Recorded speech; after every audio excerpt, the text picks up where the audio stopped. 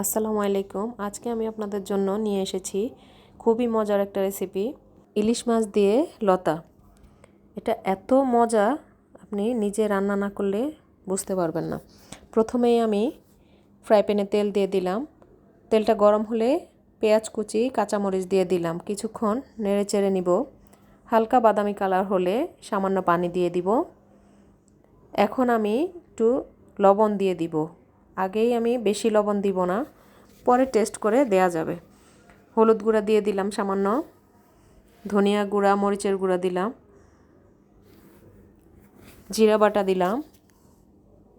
জিরা বাটাটা দিলে ভালো লাগে যেহেতু মাছ দিয়ে রান্না করতেছি। এখন মাছের টুকরাগুলো আমি দিয়ে দিলাম। কিছুক্ষণ কষিয়ে নিব।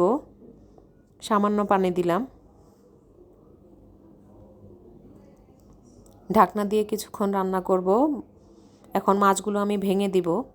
মাছটা ভেঙে দিলে লতার সাথে ভালো মিশে খেতে মজা লাগে।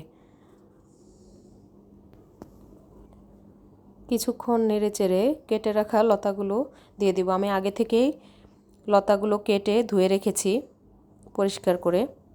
এখন মাছের সাথে লতাটা আমি ভালোভাবে মিশিয়ে দিব।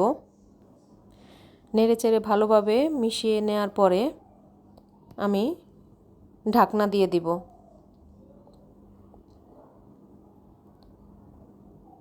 ঢাকনা দিয়ে কিছুক্ষণ রান্না করব। ঢাকনাটা উঠিয়ে আবার একটু নেড়ে চেড়ে দিব।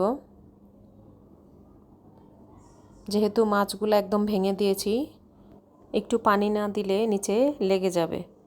আমি একটু পানি দিয়ে দিলাম। ইলিশের এত সুন্দর গন্ধ বের হয়েছে, আমি ভাবছি কখন রান্না শেষ হবে আর কখন আমি খাবো। আপনারা বাসায় অবশ্যই ট্রাই করে দেখবেন। লতাটা সিদ্ধ হওয়া পর্যন্ত আমি অল্প আঁচে রান্না করব। আমার লতা রান্না প্রায় হয়ে গেছে। লতায় কিন্তু আমি ঝোল রাখিনি, দেখেন লতা থেকে তেল বের হয়ে আসছে। আমি এখন চুলাটা বন্ধ করে দিব। আমার ইলিশ লতা একদম রেডি।